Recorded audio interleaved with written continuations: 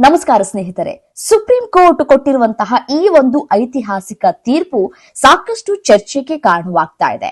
ಯಾವುದು ಆ ಒಂದು ತೀರ್ಪು ಅಂತ ಹೇಳಿ ನಾವು ನೋಡ್ತಾ ಹೋಗೋದಾದ್ರೆ, ಮತಾಂತರಗೊಂಡ್ರೆ ಏನಾಗುತ್ತೆ, ನಿಮ್ಮ ಮೂಲ ಜಾತಿಯ ಮೀಸಲಾತಿ ಸೌಲಭ್ಯ ಹಾಗೆಯೇ ಉಳಿಯುತ್ತಾ ಅಥವಾ ಅದೆಲ್ಲವೂ ಒಂದೇ ಒಂದು ನಿರ್ಧಾರದಿಂದ ಶೂನ್ಯವಾಗುತ್ತಾ? ಹೌದು, ಸುಪ್ರೀಂ ಕೋರ್ಟ್ ನೀಡಿರುವ ಒಂದು ಮಹತ್ವದ ತೀರ್ಪು ಈಗ ಇಡೀ ದೇಶದ ಗಮನವನ್ನ ಸೆಳೆದಿದೆ. ನೀವು ಒಂದು ಧರ್ಮದಿಂದ ಮತ್ತೊಂದು ಧರ್ಮಕ್ಕೆ ಬದಲಾದ ತಕ್ಷಣ ನಿಮ್ಮ ಹಕ್ಕುಗಳಲ್ಲಿ ಏನೆಲ್ಲ ಬದಲಾವಣೆಗಳಾಗುತ್ತವೆ ಅನ್ನೋದನ್ನ ಸುಪ್ರೀಂ ಕೋರ್ಟ್ ಎಳೆ ಎಳೆಯಾಗಿ ಬಿಚ್ಚಿಟ್ಟಿದೆ.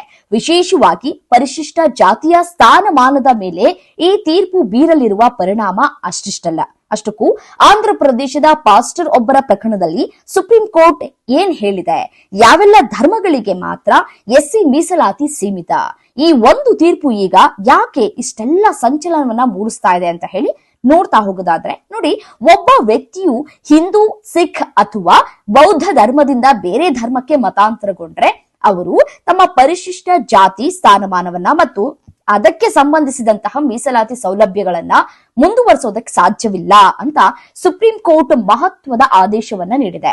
ನ್ಯಾಯಮೂರ್ತಿ ಪಿಕೆ ಮಿಶ್ರಾ ಅವರ ನೇತೃತ್ವದ ದ್ವಿಸದಸ್ಯ ಪೀಠವು ಈ ತೀರ್ಪನ್ನ ಪ್ರಕಟಿಸಿದ್ದು 1950ರ ಸಂವಿಧಾನದ ಆದೇಶವನ್ನ ಎತ್ತಿ ಹಿಡಿದಿದೆ. ಮತಾಂತರಗೊಂಡ ಕ್ಷಣದಿಂದಲೇ ಅವರ ಎಸ್ಸಿ ಸದಸ್ಯತ್ವವು ಕಾನೂನಾತ್ಮಕವಾಗಿ ಅಂತ್ಯಗೊಳ್ಳುತ್ತೆ ಮತ್ತು ಅವರು ಯಾವುದೇ ಸಾಂವಿಧಾನಿಕ ಸೌಲಭ್ಯಗಳನ್ನ ಪಡೆಯೋದಕ್ಕೆ ಅರ್ಹರಾಗಿ ಇರೋದಿಲ್ಲ ಅಂತ ಕೋರ್ಟ್ ಸ್ಪಷ್ಟಪಡಿಸಿದೆ.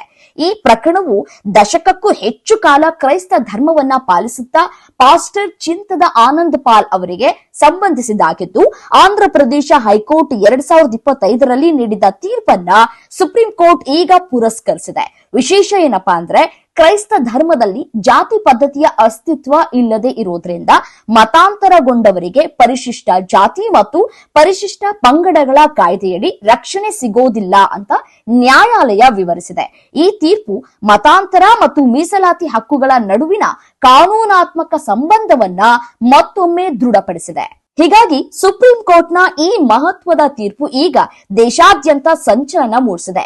ಒಂದು ಕಡೆ ಧರ್ಮದ ಆಯ್ಕೆ ವೈಯಕ್ತಿಕ ಸ್ವಾತಂತ್ರ್ಯವಾದ್ರೆ, ಮತ್ತೊಂದು ಕಡೆ ಆ ಆಯ್ಕೆಯಿಂದಾಗಿ ಮೀಸಲಾತಿಯಂತಹ ಹಕ್ಕುಗಳನ್ನ ಕಳೆದುಕೊಳ್ಳಬೇಕಾಗುತ್ತದೆ ಎಂಬ ಕಠಿಣ ಸತ್ಯವನ್ನ ನ್ಯಾಯಾಲಯ ಸಾರಿದೆ.